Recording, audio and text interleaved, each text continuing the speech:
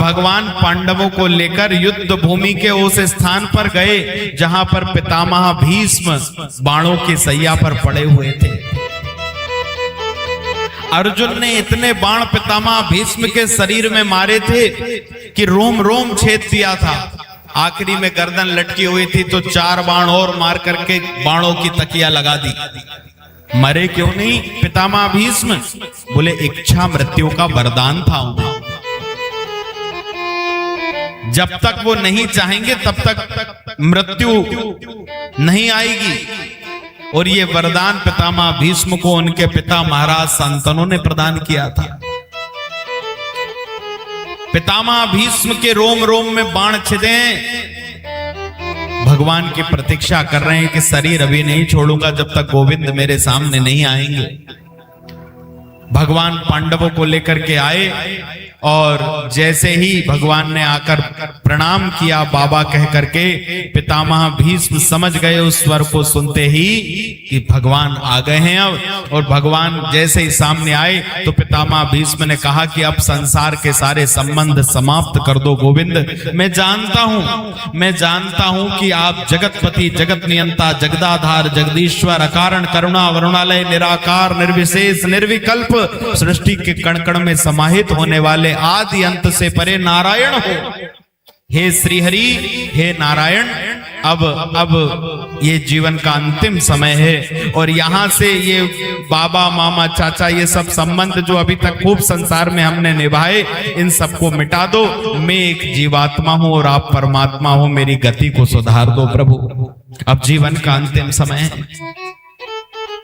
भगवान समझ गए। भगवान ने कहा पितामह पहले आप अपने इन बच्चों को आशीर्वाद दीजिए। युधिष्ठिर राजा बन गए हैं, महाभारत के विजेता हो गए।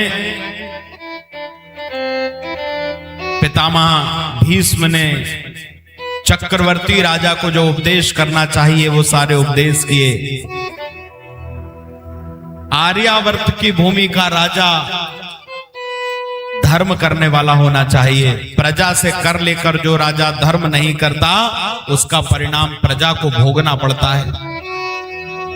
आर्यावर्त की भूमि का राजा स्त्रियों का रक्षक होना चाहिए। जिस राजा के राज्य में माताएं सुरक्षित नहीं हैं, मातृशक्ति अपमानित होती है या माताओं पर संकट है, उस राजा का राज्य कलंकित माना जाता है। इतना कह ही रहे थे कि इतने में एकदम से द्रौपदी को हंसी आ गई।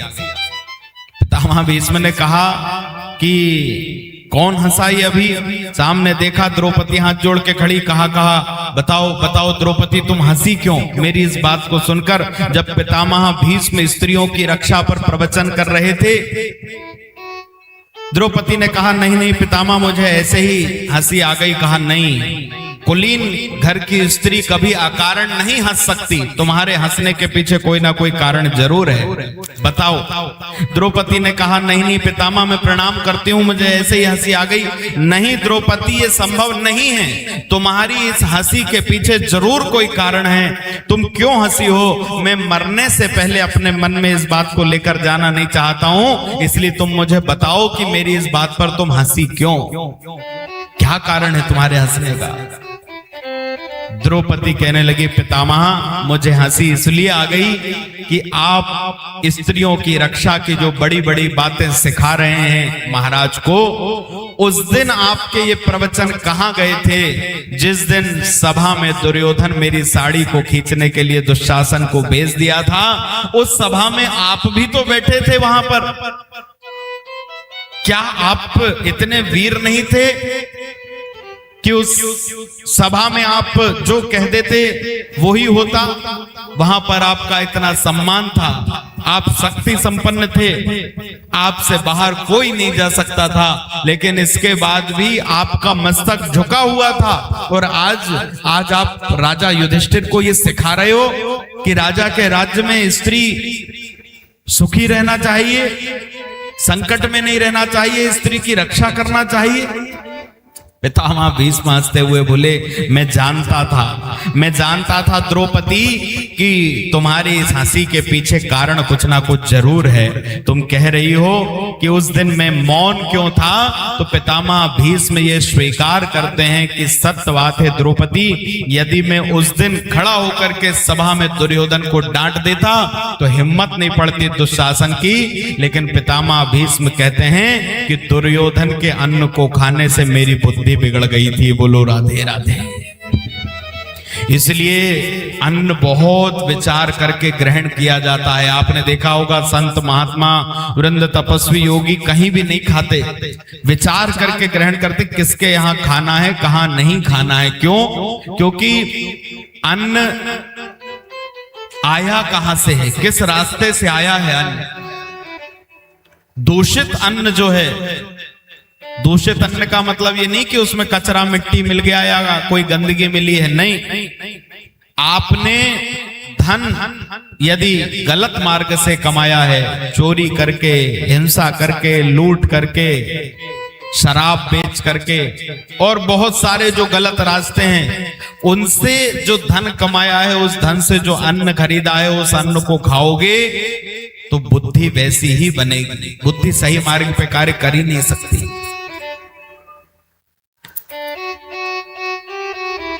पितामह भीष्म ने दिव्य उपदेश करे और बाद में पितामह भीष्म भगवान से कहते हैं कि हे केशव, अब मेरे सामने खड़े हो जाओ।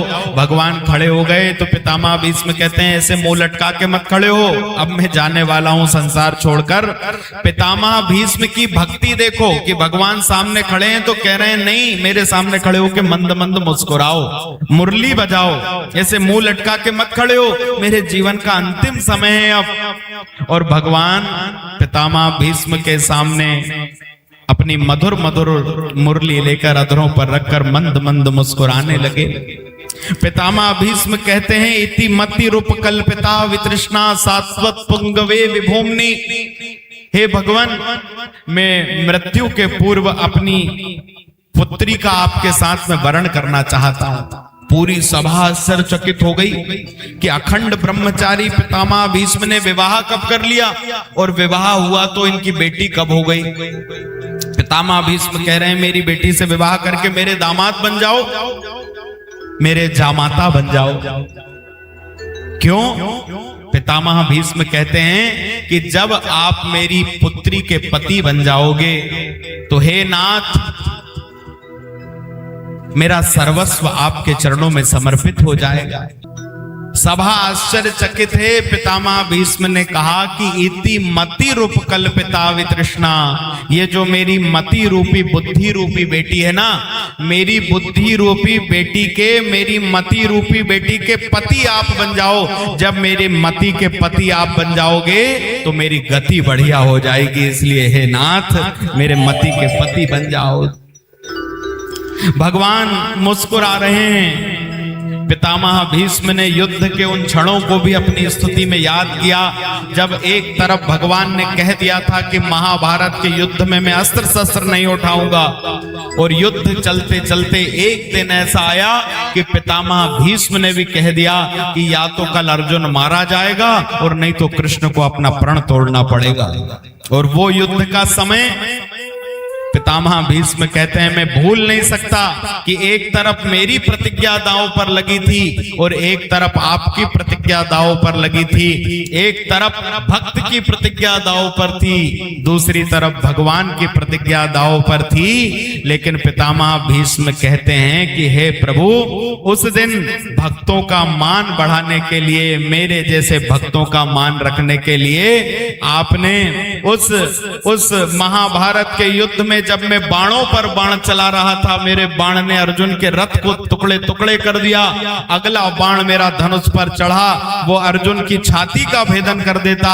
उससे पहले उस टूटे हुए रथ के पहिए को लेकर जब आप मेरी ओर भागे तो वो दृश्य मेरे आंखों के सामने आता है कि जैसे कोई विशाल सिंह, बब्बर शेर किसी सियार के ऊपर हमला कर रहा हो। वो जो छवि आपकी है, उस दिन मैंने मैंने जाना कि प्रबल प्रेम के पाले पड़ते प्रभु को नियम बदलते देखा।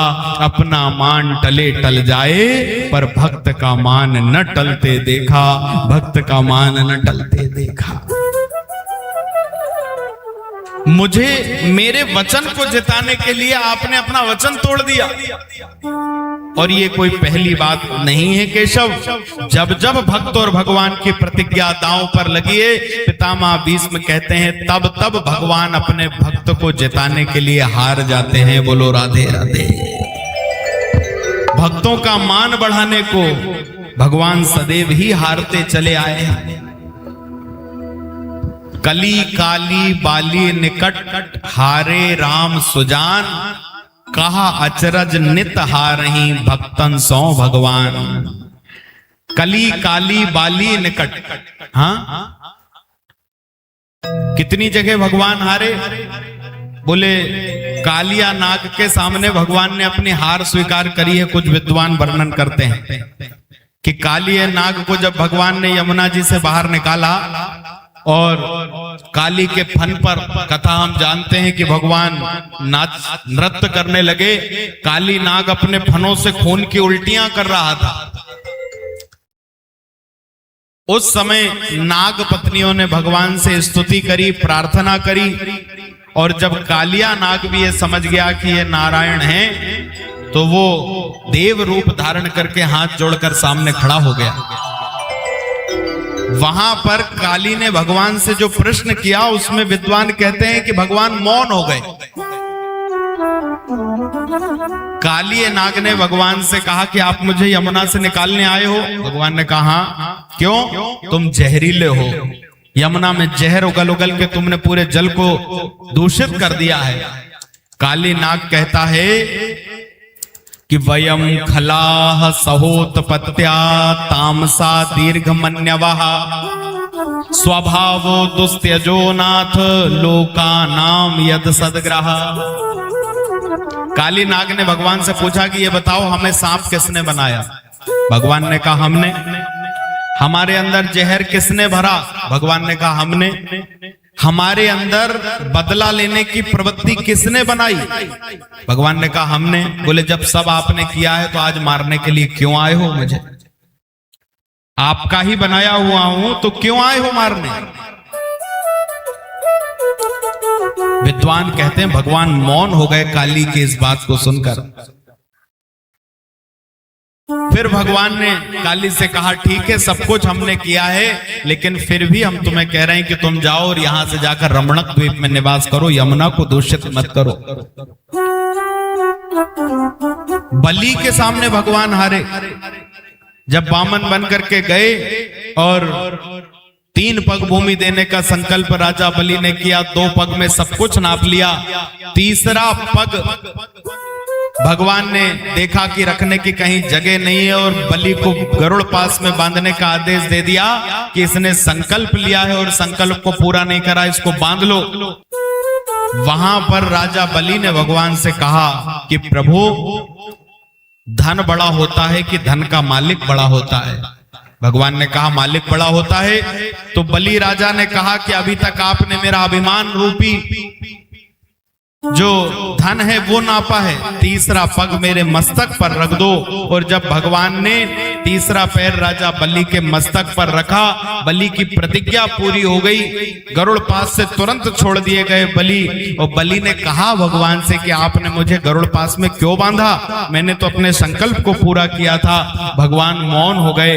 कहते हैं बलि तुम्हें क्या चाहिए? बोले अब चलो और चल करके जहां आप मुझे रहने का कह रहे हो वहीं सुतल लोक में मेरे द्वारपाल बनकर के खड़े हो जाओ, आते जाते मैं तुम्हारा दर्शन करूं। भगवान राजा बलि के द्वारपाल बने वहां जाकर। और तीसरा प्रसंग, जब भगवान ने पेड़ के पीछे छिप करके बाली को बाण मारा, तो बाली ने बाण लगने के बाद जब भगवान सामने आ गए तो बाली ने कहा मैं बैरी सुग्रीव प्यारा। क्या कारण है? मैंने ऐसा क्या किया आपके साथ? अरे जो सहायता आपकी सुग्रीव नहीं कर पाएगा सीता मैया को ढूंढने में, उससे ज्यादा बलशाली हूं मैं। जिस रावण ने लेकर के गया है उसको 6 महीने अपनी कांख में दबा के घुमाऊं मैं, ये सुग्रीव क्या सहायता करेगा तुम्हारी? ऐसा क्या हुआ कि आपने मुझे मार दिया और सुग्रीव के सहायक बनकर खड़े हुए हो? मैं आपका दुश्मन क्यों बन गया और सुग्रीव आपका मित्र क्यों है? कहते हैं भगवान को मौन कर दिया वहां पर बाली ने। पर भगवान ने फिर बाली से कहा कि तुमने छोटे भाई की पत्नी का हरण किया है और इसी तुम्हारी दुष्टता के कारण मैंने तुम्हें मारा है। लेकिन प्राण छोड़ने से पहले भगवान ने बाली से कहा कि बताओ वानरराज क्या इच्छा है तुम्हारी? मैं प्रसन्न हूं तुम्हारे बल पर, तुम्हारी स्तुति पर। तो बाली ने कहा कि ठीक है प्रभु, अब तो आपका दर्शन करते हुए शरीर छोड़ना है, लेकिन मेरा निवेदन यही है कि अब मैं तो इस संसार में नहीं रहूंगा, लेकिन मेरे पुत्र अंगद को अपने चरणों का सेवक बना लीजिए। बाली ने अपने पुत्र को भगवान के चरणों का सेवक बना करके गया। वीरवान अंगद जो भगवान की सेना के बड़े वीर योद्धा थे, बाली के पुत्र थे। बली बाली काली निकट हारे राम सुजान, कहा अचरज नित हारही भक्तन सो भगवान। जब जब भक्त और भगवान आमने सामने हुए हैं तब तब भगवान अपने भक्त को जिताने के लिए हार जाते हैं। बोलो राधे राधे। भगवान पितामह भीष्म को मोक्ष प्रदान करने के बाद में उत्तरायण काल जब आ गया, माघ का महीना था, पितामह भीष्म ने भगवान की दिव्य स्तुति करी और फिर देखा कि समय अनुकूल है तो मृत्यु को आज्ञा दी। भगवान का दर्शन सुमिरन करते हुए पितामह भीष्म के शरीर से ज्योति निकली और भगवान के चरणों में समा गई। बोलो पितामह भीष्म जी महाराज की। देहांत काले तुम सामने हो, मुरली बजाते मन को लुभाते, यह दृश्य देख कर तननाथ त्यागूं, गोविंद दामोदर माधवेती। हे प्रभु, जैसे पितामह भीष्म के सामने मुरली बजाते हुए आप खड़े हो गए थे, प्रार्थना करो हे नारायण, जब हमारे जीवन का अंतिम समय आए तो हमें कुछ नहीं चाहिए यदि हम आपके चरणों के सेवक हैं। तो हे श्री कृष्ण, जब जीवन का अंतिम समय आए तो हमारे सामने यमदूत पास लिए ना खड़े हो, मुरली बजाते हुए आप हमारे सामने आ जाना। बस इस देह यात्रा को सफल कर देना, इस जीवन यात्रा को सफल कर देना। बस प्रभु यही चाहते हैं, यही प्रार्थना है।